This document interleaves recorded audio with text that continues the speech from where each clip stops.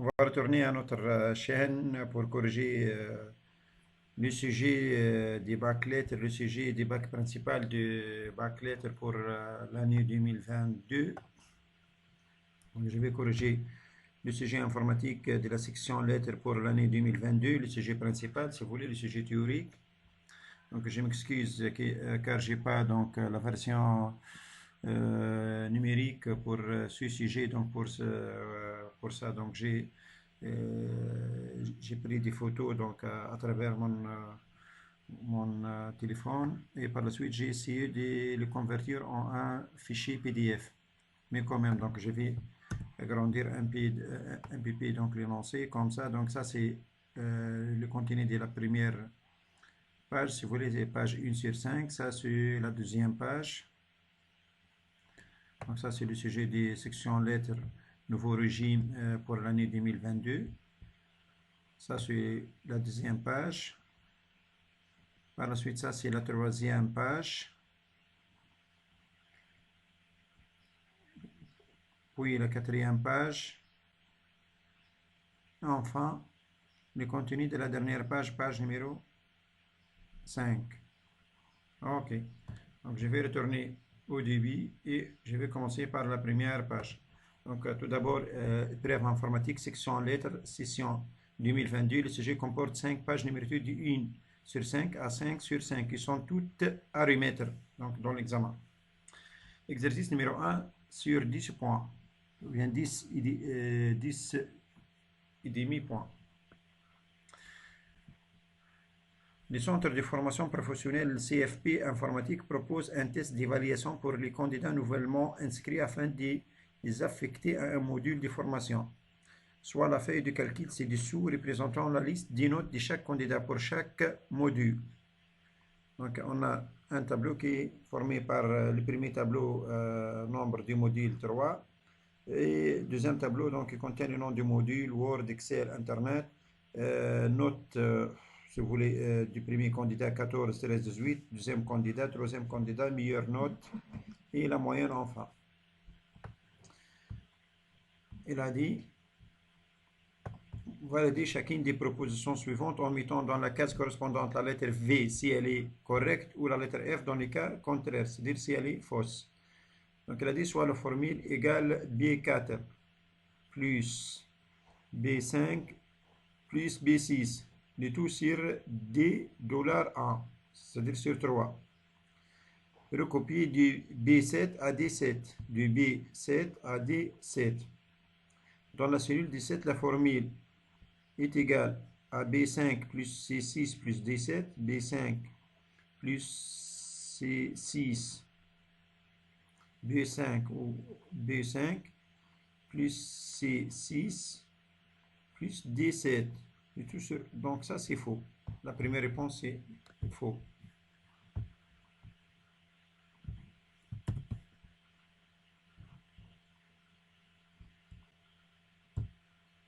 Deuxième réponse c'est quoi? Égal à D4 plus D5 plus D6, les tout c'est faux aussi. Donc même la deuxième réponse est fausse.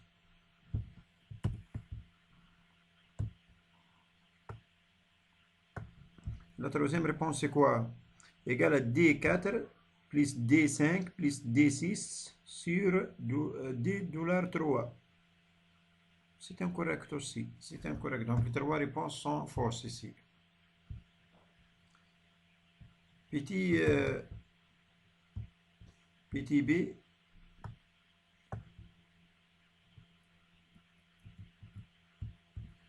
Petit b c'est quoi? Afin de déterminer la meilleure note attribuée pour le module Word, la meilleure note pour le module Word, on applique la formule égale max dB4 à B7.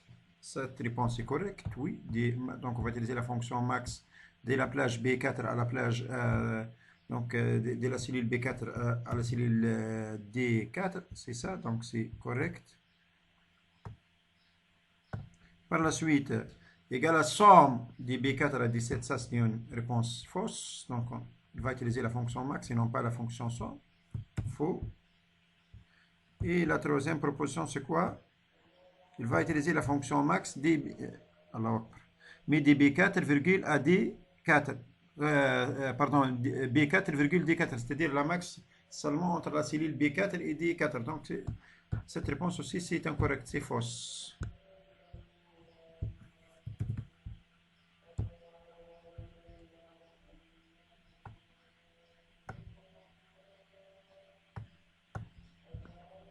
Par la suite, PTC soit la formule MB.C de B4 à D6, de B4, on va utiliser la fonction nombre.C, de B4 à D6, à D6. Ok. Inférieur ou égal à 10. La valeur renvoyée par cette formule égale à 2, 3, 7. Donc ici, on va compter le nombre des cases, si vous voulez, qui contiennent des valeurs inférieures ou égales à 10. À partir de la cellule B4 à la cellule D6. Donc on a combien de cellules ou bien des valeurs, si vous voulez. Donc on a deux valeurs, 9 et 8,5. Deux valeurs. Normalement, il va retourner deux valeurs. Donc 10 ici est égal à 10. Donc 10, cette valeur ne va pas être comptée. Donc car il est strictement inférieur à 10. Donc seulement la première réponse est vraie. Donc, je vais faire copier-coller plus vite. Donc la première réponse, attendez, je m'excuse.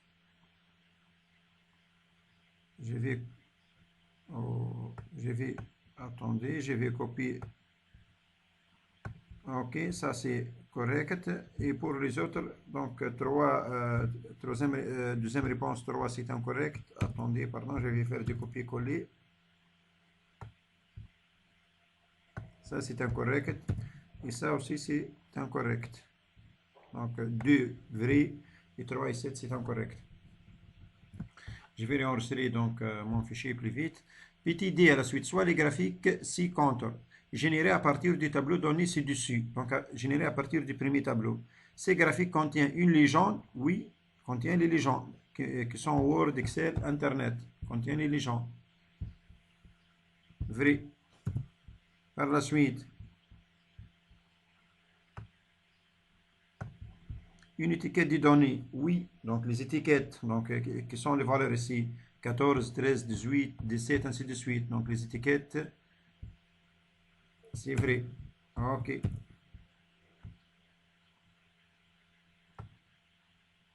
Troisième réponse, c'est quoi? Les titres des axes. Non, donc ici, on n'a pas des axes, ni l'axe des abscisses, ni l'axe des ordonnées. Donc on n'a pas ni les axes, ni les titres des axes. Troisième réponse, c'est incorrect ou bien fausse. Par la suite, petit 2, D2, la plage des données utilisée pour générer ce graphique. Donc pour générer ces graphiques, on a utilisé quelle plage? Donc ici, on a représenté, si vous voulez, les modules selon quoi? Selon les scores ou bien selon les notes de 3 candidats. Donc normalement, on a utilisé la plage des A3 jusqu'à D6. Donc des A3 jusqu'à D6. Des A3 jusqu'à D6. Donc la troisième réponse c'est correct. Les deux autres réponses sont incorrectes. Donc la réponse correcte, c'est la troisième réponse. Vous pouvez vous-même voir les autres places si vous voulez. Donc ça c'est vrai. Et pour les deux autres, donc réponse c'est incorrect. Copier-coller donc deux fois si vous voulez, comme ça.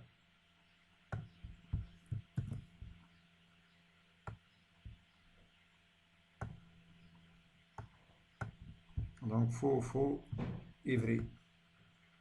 Par la suite, exercice, deuxième page.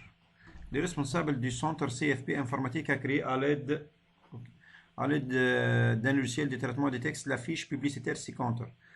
Donc elle a créé la fiche suivante. Elle a dit valider chacune des propositions suivantes en mettant dans la case correspondante la lettre V si la fiche contient l'élément de la liste ci-dessous ou la lettre F dans les cas contraires. Donc qu'est-ce qu'elle contient notre affiche pardon, ici. Donc une image, oui, on a une image ici. Donc la première réponse, c'est vrai.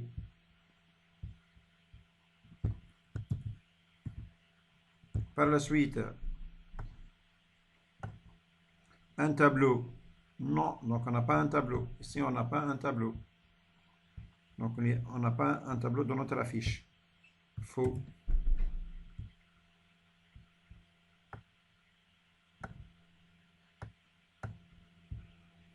Une liste à pièces. Oui, donc on a deux listes, quelque chose.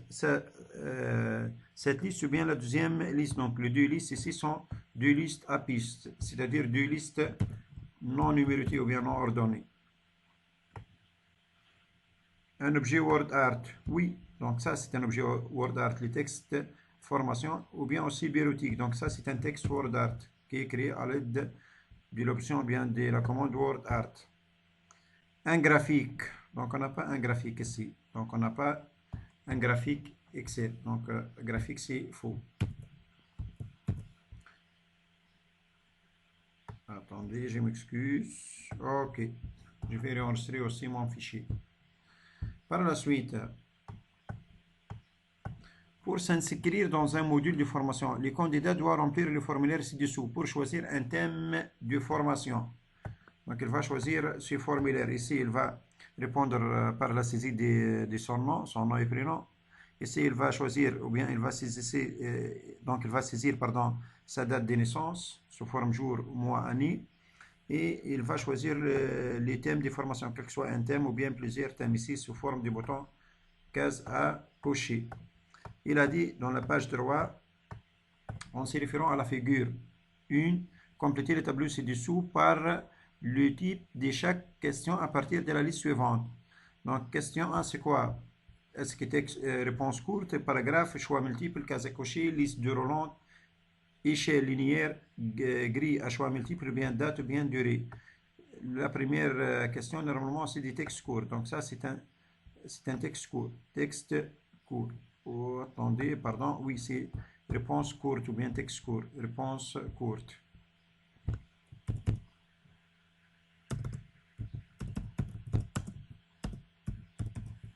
Ok. Par la suite. Deuxième.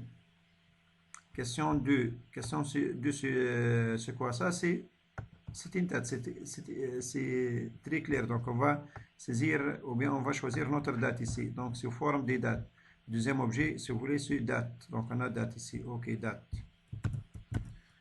Troisième objet ou bien troisième question, c'est quoi? Question, c'est les boutons. Ici, il a utilisé boutons à choix multiples ou bien les cases à cocher. Donc, les cases, à cocher. Ok, cases à cocher. Donc, troisième objet, c'est du type case à cocher. Case à cocher. Et n'oubliez pas de réenregistrer autrefois votre fichier pour moi. Ben, petit 4 à la suite, il a dit quoi? Le directeur du centre veut convoquer les candidats nouvellement inscrits en utilisant la technique des publics postages. Complétez les schémas ci-dessous par les éléments suivants. Fusionner, source de données, document principal, résultat de fusion. Donc ça c'est quoi? Ça c'est le document principal. Donc le fichier Word, c'est-à-dire le document principal. Le premier élément, ça c'est le document principal. Par la suite, ça c'est la source de données qui contient les noms des apprenants ou bien nom des candidats si vous voulez. Ça c'est une liste de données sous forme d'un tableau Word ou bien d'un fichier Excel. Liste et la source de données. Source bien liste de données, donc source de données. Donc à travers un document principal et une source de données, on va faire la fusion pour obtenir le résultat de la fusion. Donc l'opération donc ici l'opération qui permet de fusionner un fichier Word avec un fichier Excel si vous voulez qui est la source permet d'obtenir un résultat de fusion.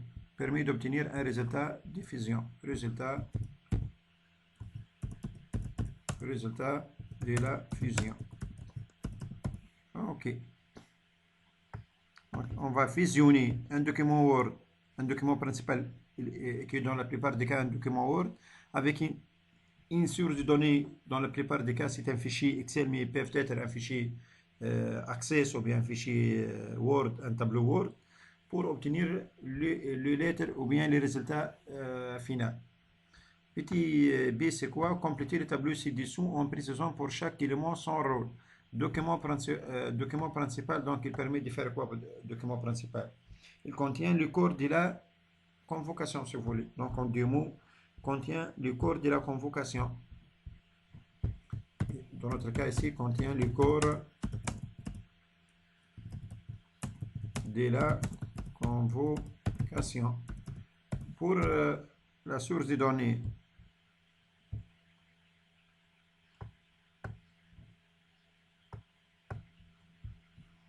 contient les valeurs du champ de fusion, contient les valeurs des champs qu'on va fusionner ou bien les champs de fusion, contient les valeurs du champ de fusion, contient les valeurs des champs de fusion.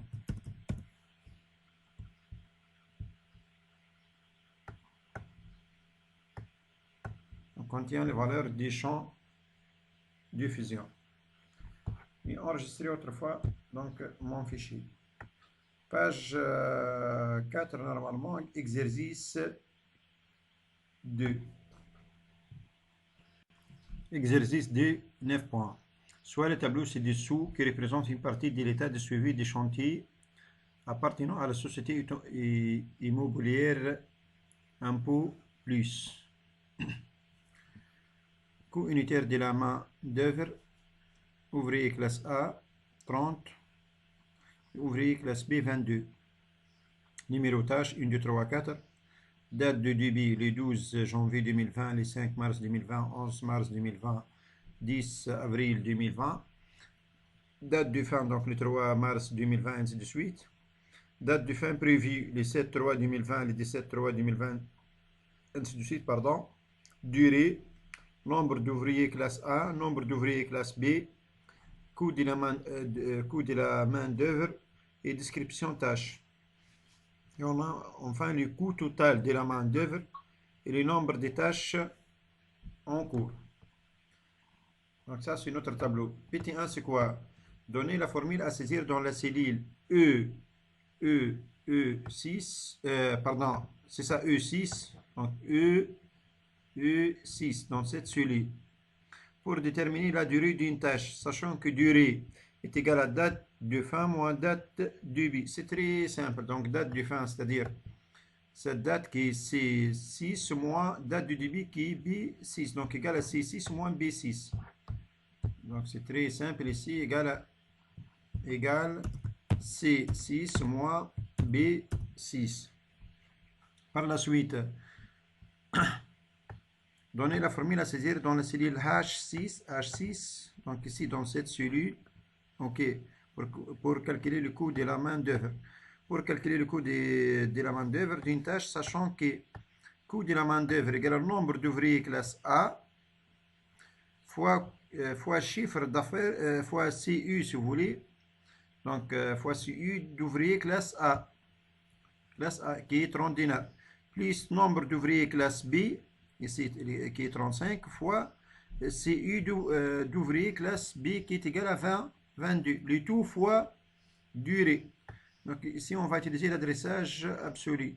Ok, donc 30 existe dans la case A3 et 22 existe dans la case B3. Donc égal, attendez, donc égal 1B ouvrier classe A c'est combien? C'est F, normalement F6 fois $A $3 plus quoi? Plus G6 fois $B $3. C'est comme ça normalement. Le tout fois quoi? Fois durée. Durée qui est égale à combien? Durée qui est durée c'est E, colonne E. Donc F, attendez. Pour le nombre d'ouvriers classe A dans la cellule F6 et nombre d'ouvriers classe B, cellule G6. Ok, F6 et G6 fois $A $3 et ici fois $B $3, les tout fois, on a dit E6. Ok.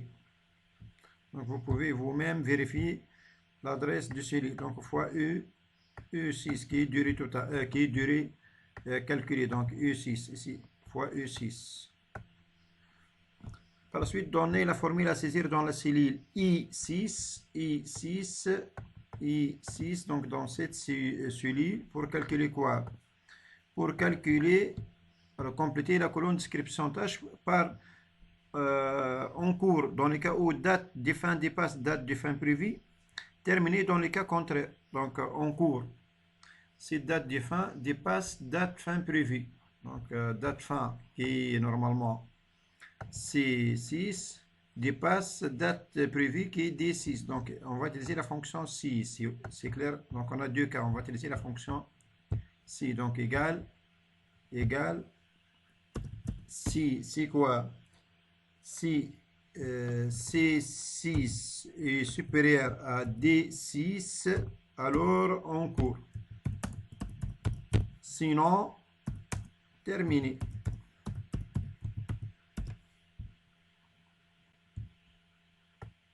Terminé. Juste, je vais vérifier les deux adresses de celui. Donc, date fin, normalement, c'est C6 et date fin prévue, c'est D6. Donc, date fin, c'est C6 et date prévue, c'est D6. OK, donc si C6 supérieur à D6, alors en cours, sinon terminé. 4. En utilisant une fonction prédéfinie, donnez la formule à saisir dans la cellule H10, dans cette cellule H10 ici, OK, pour calculer le coût total des main-d'œuvre. Pour calculer le coût total de main-d'œuvre. Donc ici, on va utiliser la fonction somme de ces cellules, donc des H6 jusqu'à H9. Donc égal la somme des H6 jusqu'à H9. Donc égal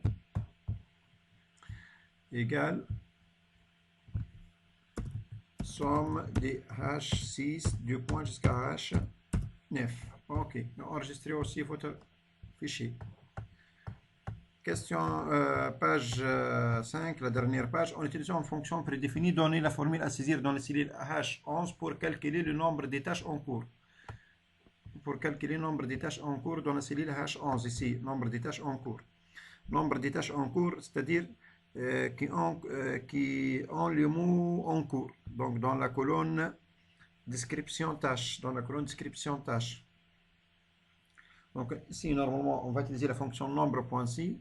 De la cellule I6 jusqu'à la cellule I9 et qui contient les mots en cours. Qui contiennent les mots en cours. OK.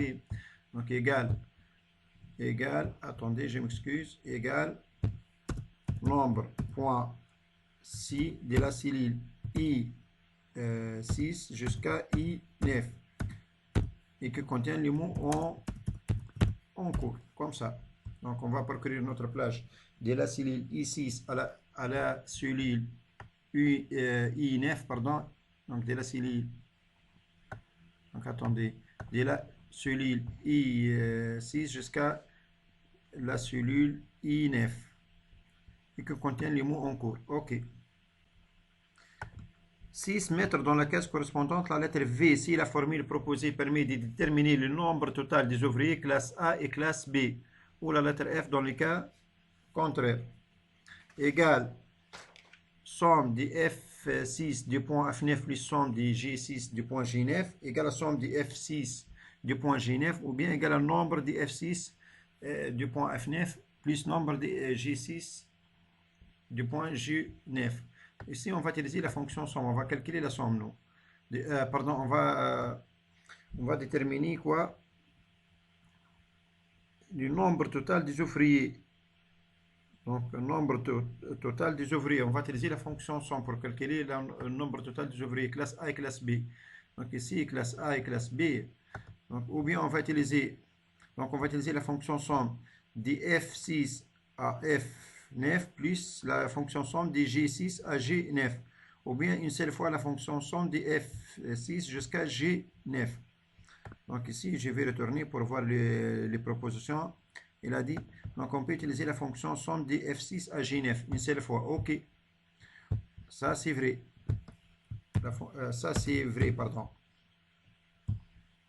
Ou bien, On peut utiliser la fonction somme deux fois, mais de F6 à F9 plus la somme de G6 à G9. Oui, ça c'est correct aussi. Donc on va diviser notre plage en deux parties si vous voulez.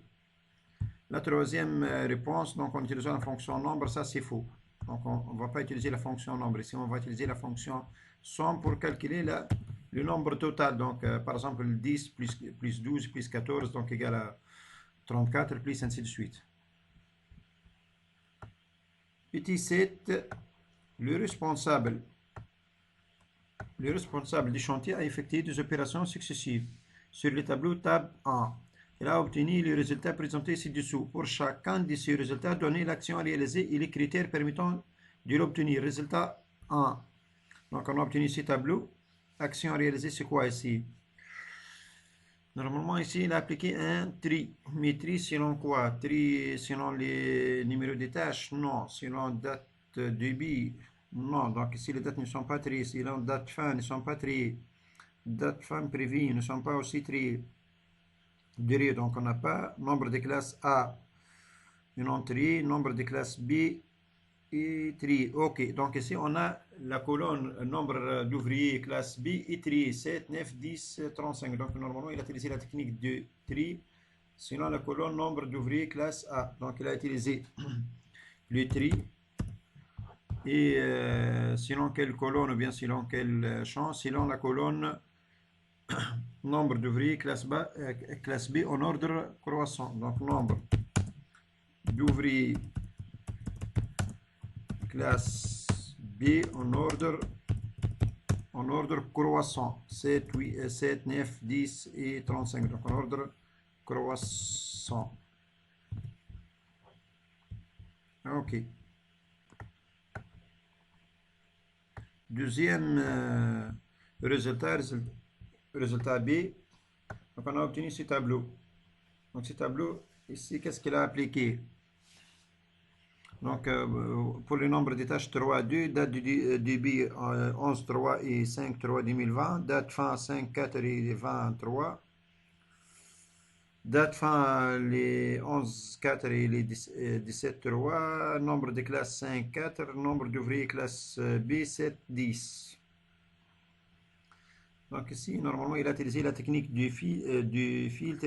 Il a filtré, si vous voulez, les lignes ou bien les tâches qu'on fait en mars 2020. En mars 2020. Donc, qui ont comme date le mois de mars 2020. Donc, il a utilisé la technique des filtres automatiques.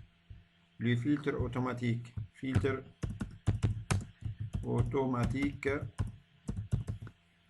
Il a appliqué le filtre sur quoi? Sur champ date débit. Donc, exactement, il a sélectionné les dates du mois de mars 2020. Donc, date de débit. Je m'excuse. Date de débit mars 2022. 2020. OK. Donc, c'est des questions donc nécessitent donc un peu de réflexe. Donc vous devez revoir les tableaux pas mal de fois, donc plusieurs fois, pour voir quelles sont les deux techniques qu'on a utilisées. Donc pour savoir qu'on a utilisé la première fois pour obtenir la solution 1 si vous voulez, ou bien le résultat 1. Donc on a utilisé la technique des tri sur cette colonne et en ordre croissant. Et pour obtenir le deuxième résultat, donc on a utilisé la technique des filtres automatiques en filtrant seulement les tâches faites en mars 2020 ou bien ayant comme date de début mars 2020.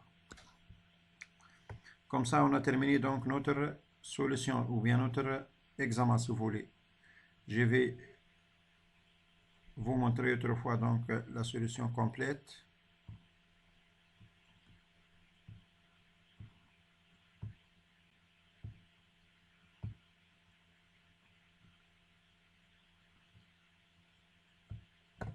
Merci pour votre attention et à la prochaine vidéo.